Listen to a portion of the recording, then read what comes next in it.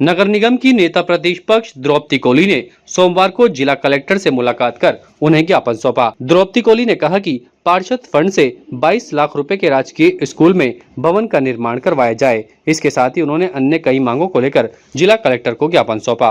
उन्होंने कहा कि फकीरा खेड़ा सोमलपुर गाँव में राजकीय विद्यालय में पार्षद वसीम खान द्वारा पार्षद फंड से कमरे बनवाना है, उसका टेंडर भी हो गया है। वन विभाग उसमें जानबूझकर रोड़ा अटका रहा है, जो सरासर गलत है।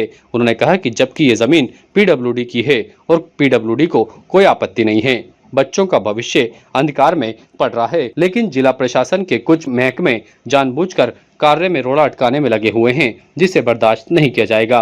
उन्होंने कहा कि इस काम को जल्द से जल्द पूरा करवाने में मदद की जाए, अन्यथा सभी पार्षदों की ओर से उग्र आंदोलन भी किया जाएगा। आज हम ज्ञापन देने आए। एक फकीरा खेड़ा में सरकारी स्कूल बनी हुई है, 8वीं तक उसमें स्कूल चल रही है और बाउंड्री वॉल बना हुआ है पूरा।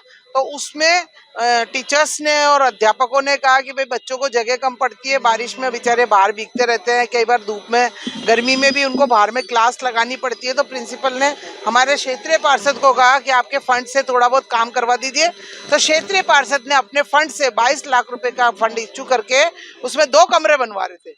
अब इतने दिन से तो कोई इशू नहीं था, जैसे ही कमरों के लिए बुनियाद खोदी गई 2 कमरों के लिए, वन विभाग उठकर आ गया कि ये जमीन हमारी है और वो काम बंद करवा दिया। जबकि पहले से उसमें जब नगर निगम ने एनओसी मांगी थी, वो जमीन तहसीलदार से जब सीमांक ज्ञान करवाया गया तो पीडब्ल्यूडी की जमीन थी।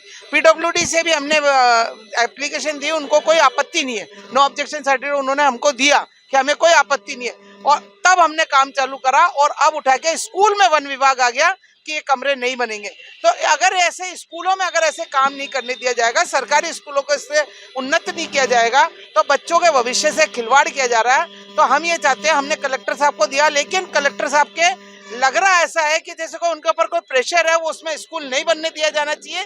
बातों से ऐसा लग रहा है, वो कह रहे हैं सेंटर से बात करेंगे, उससे बात करेंगे, बैठा के आपकी बात करा देंगे, जैसे हमारा और वन विभाग का कोई झगड़ा हो गया और कोई समझौता करवा रहे हैं ऐसा हमारा। जबकि हमारा कोई वो नहीं है, हम तो केवल एक शिक्षा के लिए 2 कमरों का उसमें भवन निर्माण करवा रहे थे। उसकी वजह से अभी मैं वन विभाग भी जाके आई, वन विभाग में भी ऐसा ही लगा कि उनको ऊपर से कोई प्रेशर है जो वो कमरे नहीं बनाने दे रहे। ताज़ा खबरों के लिए देखते रहें सरेराह न्यूज। अपना फोन उठाएं और सब्सक्राइब करना ना भूलें।